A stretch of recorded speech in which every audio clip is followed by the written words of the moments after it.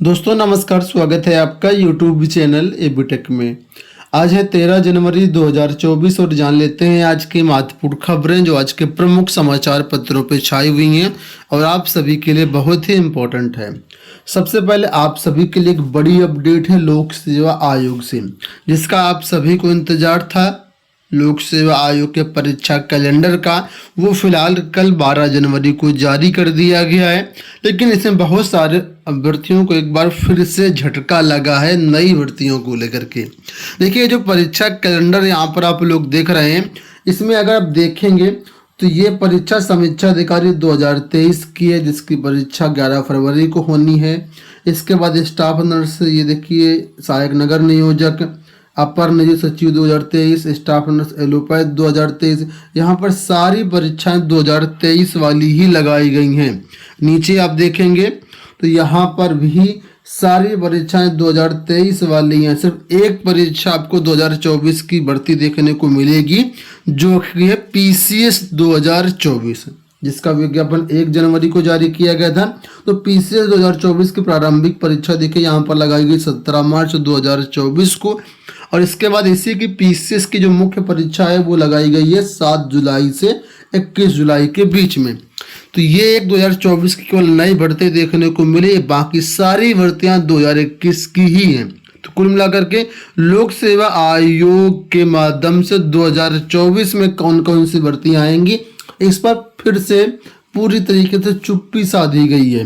लेकिन रिमार्क्स में कुछ चीज़ें यहाँ पर दी गई हैं, मैं आपको वो चीज़ें दिखाना चाहूँगा। यहाँ पर देखेंगे रिमार्क्स के कॉलम में नीचे, तो यहाँ पर देखिए बताया गया है कि एक तो नंबर 1 में बात की गई है समस्त तारांकित एवं कुछ अन्य पद यथा कि प्रवक्ता राजकीय डिग्री कॉलेज, इसके स्क्रीनिंग परीक्षा से संबंधित प्रस्तावित जो भर्ती है वो उत्तर प्रदेश शासन नियमावली द्वारा प्रख्यापन किए जाने के पश्चात ही संभव की जाएगी। कब की जाएगी? तो आरक्षित तिथियों में कह रहे परीक्षा आप करवाएंगे।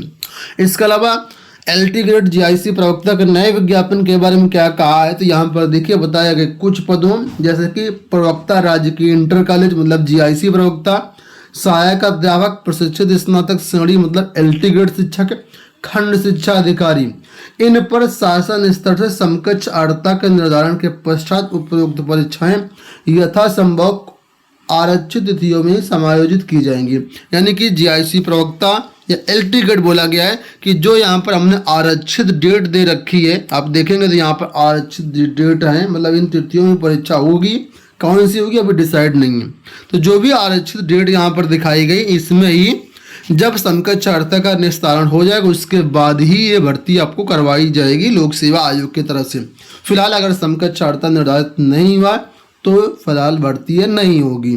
अब आप लोग देख ही रहे हैं पिछले 1-1.5 साल से समकक्ष अर्हता का मामला चल रहा है, शासन से अभी तक निस्तारित नहीं हो पाया। आगे भविष्य में 2024 में होगा या नहीं होगा फिलहाल कुछ कह नहीं सकते हैं, लेकिन आज की स्थिति को देखें तो अभी एलटी ग्रेड जीआईसी प्रवक्ता को लेकर के स्थिति बिल्कुल भी स्पष्ट नहीं है।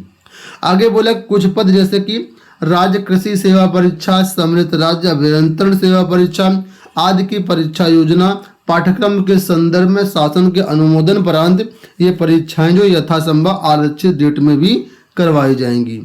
आगे बोला गया कि इन सभी भर्तियों में आवेदन करने के लिए आपको ओटीआर प्रक्रिया से गुजरना पड़ेगा। अतः जिन अभ्यर्थियों ने अभी तक ओटीआर रजिस्ट्रेशन नहीं किया है उनको जो है मौका दिया गया है। आप सभी लोग अपना जो है आवेदन पत्र भरने से पहले ओटीआर जरूर कर लें ताकि बाद में आपको कोई भी दिक्कत ना हो।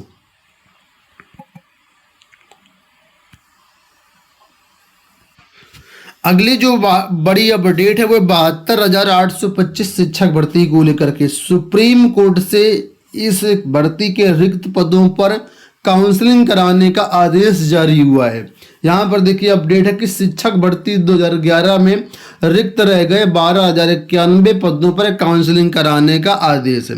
इलाहाबाद हाईकोर्ट ने बेसिक शिक्षा परिषद के स्कूलों में 72,000 सहायक अध्यापकों की नियुक्ति के मामले में महत्वपूर्ण दिशा निर्देश देते हुए कहा कि बचे हुए 12,091 पदों पर काउंसलिंग के लिए विज्ञापन जारी किया जाए और काउंसलिंग का परिणाम फरवरी के अंतिम सप्ताह तक जारी कर दिया जाए। कोर्ट के इस आदेश से लगभग 12 वर्षों से चले आ रहे भर्ती विवाद का पटाक्षेप होने की संभावना है। तो ये आदेश हाई कोर्ट इलाहाबाद की तरफ से आया हुआ है और यहाँ पर जो है अब काउंसलिंग करवाई जाएगी 12,091 पदों पर। अब मामला क्या है वो समझ लीजिए, क्यों पूरी काउंसलिंग हो रही है। तो यहाँ पर देखिए पूरे मामले को समझाया गया है।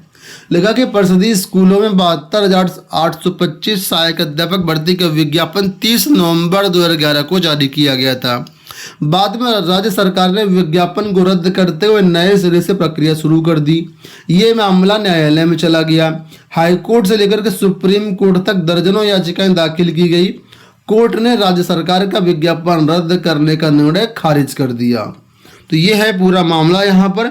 और यहाँ पर देखेंगे तो ये आदेश न्यायमूर्ति सौरभ श्याम शमशेरी ने विनय कुमार पांडे सहित सैकड़ों अभ्यर्थियों की याचिकाओं पर वरिष्ठ अधिवक्ता अशोक खरे, एडवोकेट अग्निहोत्री, कुमार त्रिपाठी आदि को सुनकर दिया है। याची के अधिवक्ताओं का कहना था कि 72,825 सहायक अध्यापक की भर्ती में कोर्ट के आदेश के परिणाम स्वरूप 66,655 पदों पर हो गया है। चयनित अभ्यर्थियों ने कार्यवाही भी ग्रहण कर लिया, लेकिन 12,091 पद अब भी शेष हैं। इन पर काउंसलिंग नहीं करवाई गई है और चयन की सीमा में आने वाले अभ्यर्थियों की नियुक्ति नहीं हो सकी है। तो ये सब मामला था जिसके कारण अब 72,825 शिक्षक भर्ती दोबारा होगी। फरवरी तक इस भर्ती को कंप्लीट करना है। अगली देखो यहाँ पर अपडेट कि नगर निकायों में रिक्त 1739 पदों पर जल्द होगी भर्ती। लोकसभा चुनाव से पहले सरकार नगर निकायों में रिक्त पदों को भरने को लेकर के तैयारी कर रही है। निकायों में विभिन्न संवर्ग के रिक्त 1739 पदों पर नियुक्ति के लिए बहुत ही जल्दी भर्ती प्रक्रिया शुरू की जाएगी। इसमें 1120 पद सीधी भर्ती के हैं, बाकी जो पद है प्रमोशन से हैं। तो सीधी भर्ती वाले पदों के लोक सेवा आयोग से विज्ञापन जारी होगा और कुछ पदों का विज्ञापन UPSSC से भी जारी होगा। अगली देखो यहाँ पर अपडेट है कि परस्पर तबादले के लिए दूसरे दिन भी देर रात तक बेसिक शिक्षा निदेशालय पर डटे रहे शिक्षक। उप मुख्यमंत्री केशव प्रसाद मौर्य और बेसिक शिक्षा मंत्री संदीप सिंह से भी मिले शिक्षक। तो प्रदेश में बेसिक विद्यालयों में एक से दूसरे जिले में परस्पर तबादले के लिए शिक्षकों का धरना दूसरे दिन भी शुक्रवार को जारी रहा। बेसिक शिक्षा निदेशालय पर जारी रहा। अलग अलग प्रतिनिधिमंडल के जो कर्मचारी मतलब शिक्षक नेता हैं उन्होंने मुख्यमंत्री केशव प्रसाद मौर्य, उप मुख्यमंत्री केशव प्रसाद मौर्य, वित्त मंत्री सुरेश कुमार खन्ना, बेसिक शिक्षा मंत्री संदीप सिंह से भी मिले और इसके बाद उनका इंतजार भी समाप्त नहीं हुआ तो रात में भी ये डटे रहे। छात्रवृत्ति आवेदन की समय सीमा फिर से बढ़ा दी गई है। कक्षा 10 से ऊपर की कक्षाओं में पढ़ रहे सामान्य वर्ग के छात्र छात्राओं के लिए छात्रवृत्ति और फीस भरपाई की जो डेट है वो बढ़ा दी गई है। पहले ऑनलाइन आवेदन करने की डेट 10 जनवरी थी, अब इसको बढ़ा करके 17 जनवरी कर दिया गया है। अगली अपडेट है सीटेट 2024 परीक्षा को लेकर के। सीटेट की तरफ से प्री एग्जाम एडमिट कार्ड यानी कि सिटी जो है आपकी जारी कर दी गई है। किस शहर में आपका परीक्षा केंद्र बनेगा उसकी पूरी जानकारी आप लोग वेबसाइट में लॉगिन करके देख सकते हैं। अभी ये फाइनल एडमिट कार्ड नहीं है, केवल आप परीक्षा केंद्र की जानकारी और डेट की जानकारी ले सकते हैं। हालांकि डेट एक ही है, इस बार ऑफलाइन परीक्षा हो रही तो अपना शहर जान सकते हैं। तो लॉगिन करके आप लोग इसको चेकआउट कर सकते हैं। अंत में यहाँ पर अपडेट है PCS इंटरव्यू को लेकर के पुलिस और ED की शक्तियों में क्या अंतर है।